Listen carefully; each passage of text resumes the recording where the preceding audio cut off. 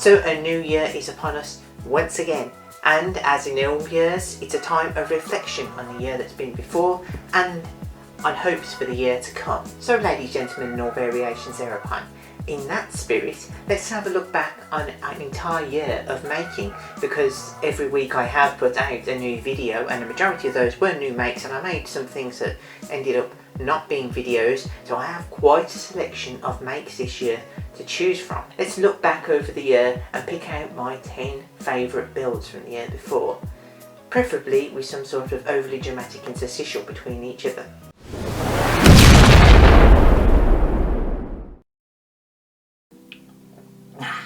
So in 10th place we have the Great Lighthouse of Alexandria. This was one of the earliest builds in the year, and it was one that didn't quite turn out correctly. The top needed to be completely redone in my opinion, but the electronics worked beautifully in it, and it was a really interesting build in terms of thinking about the history of what I was building. You see, we have a sort of idea of the scale of the object, but all the sources come in around about the same ballpark. So I was able to reconstruct it at a 1 to 100th scale. That means that I was able to place a small paper version of a man at the bottom and get an idea of the sheer scale of the wonder. And it truly is wondrous. But not only that, it didn't just give me the appreciation for the scale of it, but also the intricacies of its design. You see, many descriptions of the lighthouse have it changing its geometry as it goes up, and me having to think about how I was going to construct each element of that out of the cardboard as I was building up, that was quite an interesting challenge. So for me, the Great Lighthouse made it to the number 10 spot. In at number 9 is the Roman dress. I made 2 versions of the Roman dresses, and really the red one is more historically accurate, but the blue one is really fancy and I do like it. Primarily because of the extra chain creating drapery around the neck. The detail I like the most about this are the buttons. This isn't necessarily something that the Romans would have had. The majority of Romans would have just tied it off in knots rather than bothering to use buttons, or they would have used a brooch called a fibula. But the buttons that I've used on there are reminiscent of Roman coins, and I find that's a really nice detail, and I think it turned out very nicely. I haven't had much opportunity to wear those dresses because not long after I finished them, the weather started to get worse. So I've only worn them each a couple of times, but they've quickly become some of my favourite summertime dresses. So yeah, they make the number 9 spot.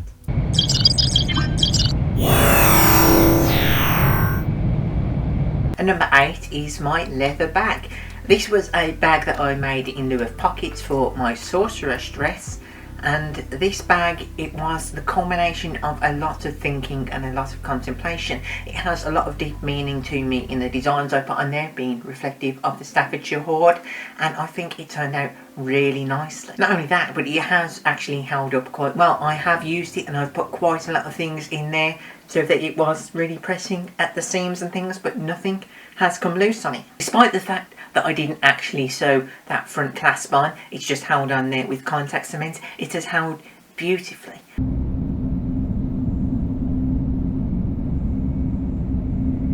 In 7th place we have something that I have just to my side here, the Talismans of Chengdu. I made these because I was talking to my brother about shows that we used to watch as children, and The Adventures of Jackie Chan was one of our favourites. We even had a magazine where, you know, it's one of those ones where the first issue's cheap and the rest of them are more expensive to try and get you to buy them all, and each issue came with one of the talismans. We only got the first one because that was the cheap one, and because my parents couldn't really afford to keep buying us these really expensive magazines for what was essentially just a little piece of metal with a picture stamped on it. But being a grown-up now, having my own money and being a maker, I was able to make my own talismans. And I was able to make them with all the details that the ones in the magazine didn't have. I was able to make it look more like stone rather than metal, and with things like the Tiger Talisman I was able to make it into 2 halves so you can take them apart and put them together. I really did enjoy doing all the little detail work on there, all the little weathering and carving out the little animal images. There were some things that I couldn't actually do, like this one, the bull talisman. And the show, the bit that is the spacing between the horns and the face is just a single drawn line. There is no actual distinction between the two. So I've had to sort of create one. So I've had to create something that not only didn't exist but couldn't possibly exist, and still have that same interpretation where you can hold this and go, yes, if the talismans were real things, this is what they would look like. So yes, the talismans have been one of my favourite builds, despite the fact they were made on a whim at very short notice, and they were a one-day make. In at number 6 we have Aragon's fan braces. These fan braces are something that I wanted to make for a very long time, but I wanted to make them properly, in the sense that I wanted them to be an exact replica of the movie. But I never felt that my leatherworking skills were up to the task. I never felt that I had all the necessary materials and tools in order to do that, and so I always kept putting it off. But when I was trying to solve the problem of the shopping bag cutting into my arm, and the prospect of creating band braces came up, I decided to give the Aragon band braces a go and not make them the perfect movie replica. As a result, it sort of took the pressure off, and I was able to explore what I could do more freely, and that gave me much more confidence in my leatherworking skills. So they're not perfect, they're not screen replicas, but they're something that I've created very quickly, very efficiently, and I just love them.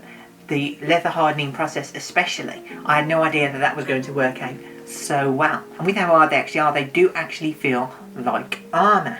In the sense that if someone were to come at me with a knife, I reckon that if I were to take the blow on the van brace, then I would be perfectly fine. Obviously I'm not going to do that because, you know, I'm not insane. And the people that do walk around wearing armour, carrying weapons, you know, they are just cosplaying, and these are just a cosplay piece. The function of these is to stop my shopping bag cutting into my arm, and I have worn it down to the shops, although with a coat over the top because I am still slightly self-conscious, and they do work. So yeah, Aragon's fan braces. Halfway up now, we've come to the Tesseract. The Tesseract is something that I think is absolutely brilliant, but I can't really show it to you in its full glory. There is something about the way that the camera needs light in order to film, and the Tesseract needs the dark in order to show off properly, that just, you know, it doesn't work. Something about the reflective film as well. If I'm looking at it in real life, I can see the reflective film creating extra shadows around the outside. It gives that kind of four-dimensional, this is reaching out into a space beyond this realm sort of effect to it. But when I try and record that on camera, it doesn't quite pick it up. I mean, don't get me wrong, the one on camera does look quite good, but it doesn't quite have the same effect that it does in real life.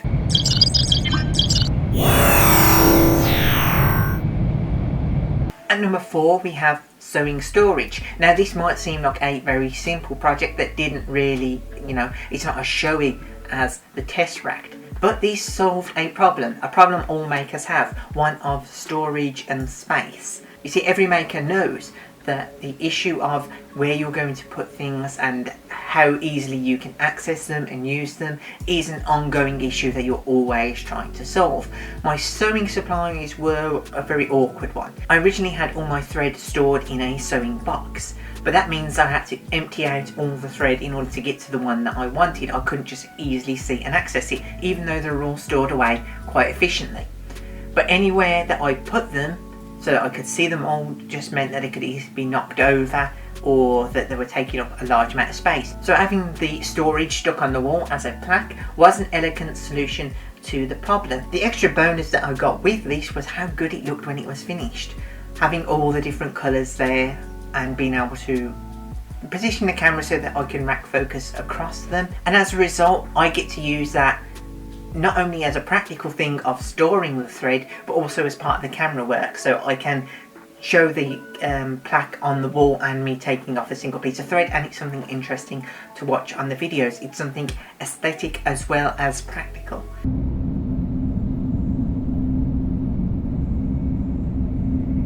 Number 3 is another one that you may not expect to be so high up, because it looks so simple, and it is simple, and that's part of the reason why it's so high.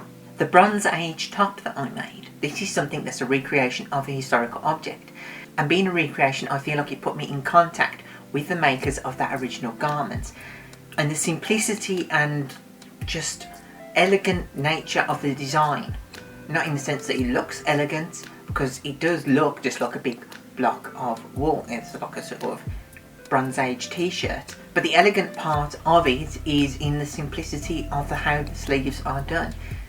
You don't get anything that simple today, even though fast fashion is always trying to look for ways to make things simple and quick and easy. None of them have quite come up with that method.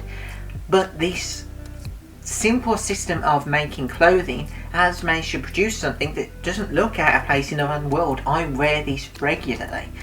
In fact, I like to wear it when I'm walking down to the shops because I can take a shortcut through a forest, and walking through that forest and wearing the Bronze Age clothing, it does make me feel particularly in contact with my ancestors, and it is something that I really just enjoy wearing.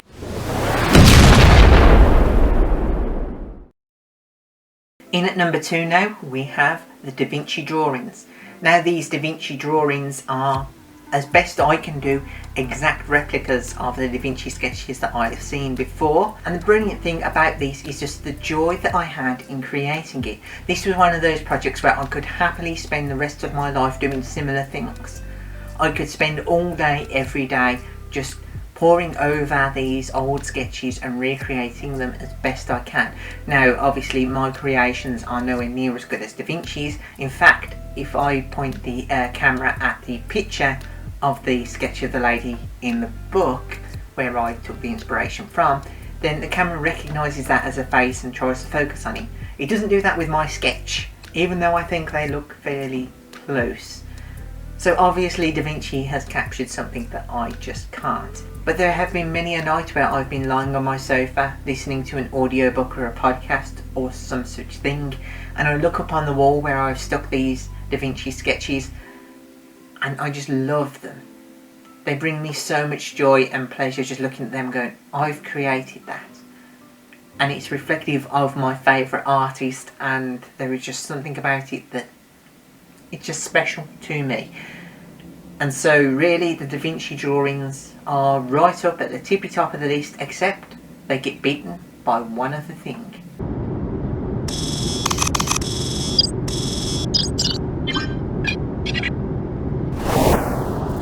So what takes the number 1 spot? Well, it's something practical. I've used it in every single one of my builds since I've made it, and yet you probably never see it on any of the footage, and that is my work lights. They're really good for detailed work. Whenever I'm working closely with something, I always pull them down and flex them and get them exactly where I need to get them. But also they're great for filming, that I can highlight exactly what I want to highlight. They're always there, they're always being used, and yet you very rarely see them. The only time you'll see them is if I'm filming, talking to camera, and I've got them just at the side, or I've not been paying attention properly, which frequently happens. But not only are these a build that not only turned out really well and has been really practical, but it's something I was so proud of, I put it online. I tweeted it out saying that I'd made these, and not only had I made them, I'd made them cheaply. And when I tweeted it out and said, look, here's the thing that I've made, Adam Savage not only liked the tweet, not only said well done to me, but also tweeted out the link so that other people could watch it, which was brilliant. Adam Savage, the guy that I'd grown up with watching Mythbusters, the guy who made Star Wars props, said he liked my build and promoted it. He didn't have to promote it, he could have just left it with a like, he didn't have to even like it. The fact that he went that far and promoted by retweeting just shows that, this guy actually liked my work, and it made me so proud of what I'd created. It was really the top moment for me as a maker to say that, other people actually like the work that I've done, and it gave me immense confidence in my work going forwards. And so it's really for that reason, as well as the practical use of being able to have these lights with me in every single build, that puts it at my number 1 spot. And there we are, the top 10 builds of 2022. And I already have some things planned for 2023. So as we get this new year underway, I just want to say thank you to everyone who's subscribed so far. I'm closing in on 300 subscribers, which don't sound like much, but it's quite a lot to me. And I hope you all have a great new year. See you in 2023.